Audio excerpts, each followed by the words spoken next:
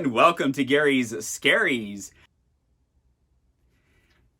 I'm shooting this at 8:30 in the morning, which is not like me. But I can't not do my spirit cheers just because it's 8:30 in the morning. I'll be right back. My spirit of choice tonight, this morning, is a vodka with a dash of creme de menthe in it, which I just realized is going to be invisible to you when I remove the green screen. Cheers. Whoa, cut. Are you kidding me right now? You're going to start this out by just diving right into drinking? You're not going to inform them about what they're in for? Hello, and welcome to Gary's Scaries. I am Gary. Also, tonight, I asked the question, do holidays stir up more paranormal activity as compared to other days?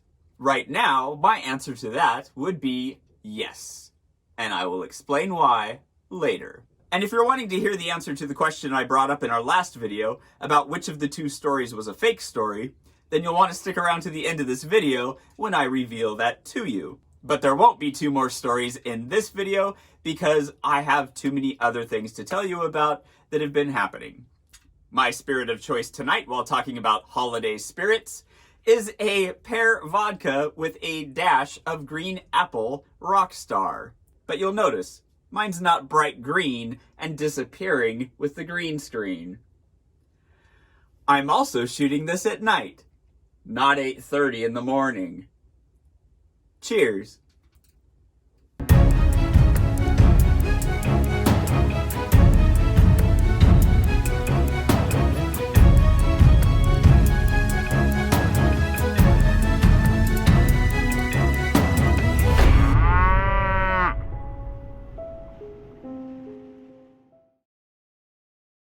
I believe that if more people were aware of the little things going on around them and took mental notes of the coincidence types of things that are happening, you would realize that those who have passed, they want to communicate with us as much as we want to communicate with them.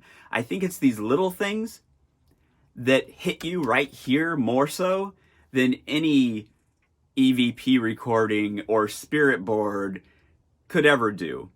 When I was over at my dad's, and I've talked about this before, and it was the anniversary of his memorial, and my phone turned on by itself and started playing the same song that I had put on his memorial video.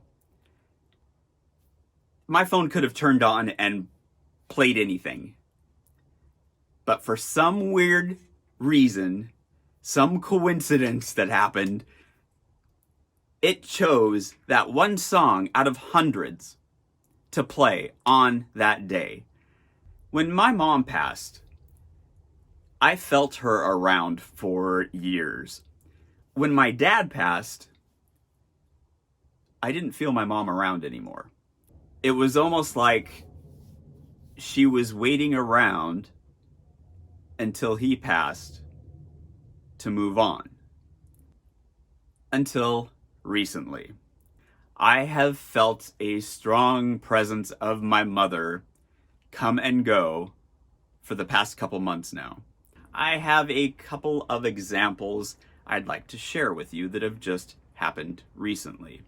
Last week, I was outside putting up Christmas lights.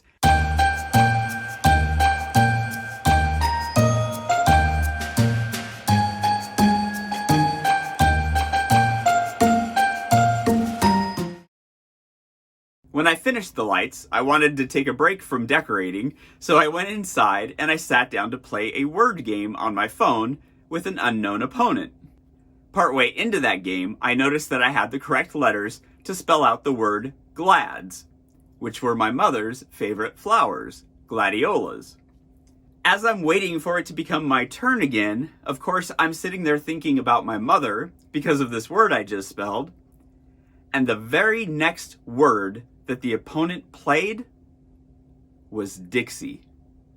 That was my mother's name. Oh, I still get chills thinking about it.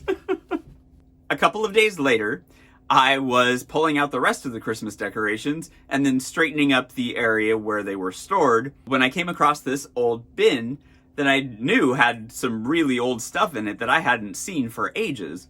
And I will admit that I am a pack rat. I hang on to things. I hang on to too many things.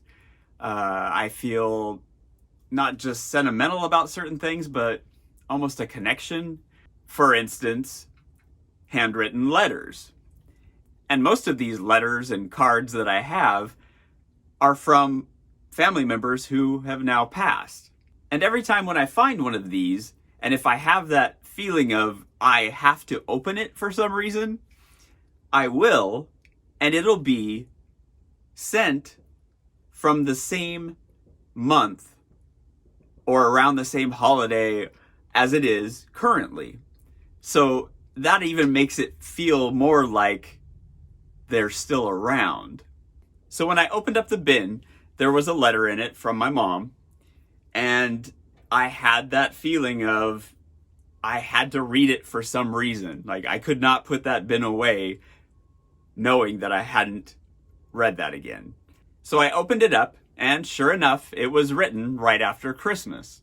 And as I started reading it, there were more similarities than just the time of year.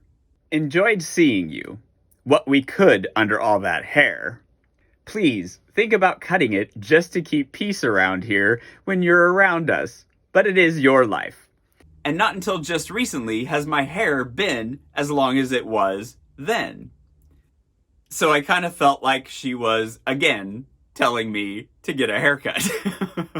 Then I came to a part of the letter where she was talking about a short film that I had just shared with them when I was over there. She says, I know your movie was supposed to be scary, but it was funny. Today I just found out that a short film that I created recently called Beings, and I've shared it on this channel before, it was a winner in the comedy horror category for this film festival that I submitted it to. And then she said you should make another one. So guess what? I'm making another one. And soon I will be revealing what that's going to be, because it has to do with this channel. Finding this letter kind of reminded me of when I found this VHS tape on top of the TV in their basement. This was around Thanksgiving, after my mom had passed, but before my dad had passed. And on the spine of the tape, it said Thanksgiving 1997. So that was the Thanksgiving right before my mom passed. And before that, I had not been able to watch any video of my mother. It was too rough on me. I just couldn't bring myself to do it. But for some reason, I felt like I had to watch that tape. And so I watched the entire thing and then went home feeling like I spent another holiday with my mom. My nephew was just over here. He's been staying at my parents' house while this pandemic has been going on. He usually lives in LA. And I told him he shouldn't spend his birthday there by himself, to come up here and stay with us. So when I was showing him this letter and talking about the weird coincidence types of things, he told me of something that just happened to him before he came here. And I'll let him tell you that story. Yeah, it was the morning of my birthday. Mind you, I've been to this house for 4 or 5 months now. Just the morning of my birthday, I got up, I was making coffee in the kitchen, and I was going through these shelves, the shelving unit that's on the top of the stairs, and I just pulled out this photo album that was there, and I opened it up, and it was my first birthday photo album. And it was really weird. The first picture I saw was a cake. I'll send you pictures of it. It was a cake that said, "Welcome to our world, Gunner." And then it was all these baby pictures of me and the grandparents and my parents, and you were in, young Gary was in them. I'm still young. Younger. It was just really weird that all the months I've been there, on my birthday, something made me grab that random photo album. And it was all me, all baby birthday stuff. It was really weird. Spooky. Or cool. Or cool. It would seem that I'm not the only one in this family who experiences this kind of a thing. And I'm glad about that. For those of you who are interested in knowing what the answer was to my question in the last video, on which of the two stories was a fake story. The fake one was those damn dolls. Those dolls do exist, so there is a little bit of truth there, but they didn't show up in my cousin's bed or trip my grandma. The footage that was in there, though, we used to use those dolls, my cousin and I, to make these movies called Children of the Attic. And it was about a single dad and his two kids who couldn't afford food, so they turned to cannibalism. And this was all in like the mid to late 80s. So here you'll see me with my Def Leppard t-shirt from their concert and the start of my mullet in the back that was partially blonde. I don't know which is better, the mullet or what I've got going on right now. That's all I have for you tonight. If you haven't already, please subscribe to the channel because there's a lot more scaries coming your way. And actually, that's not all I have for you tonight, because immediately following this upload, I will be uploading another video called Banging Ghosts in the Laughter Life, the top 3 videos for December. Until then. Boo!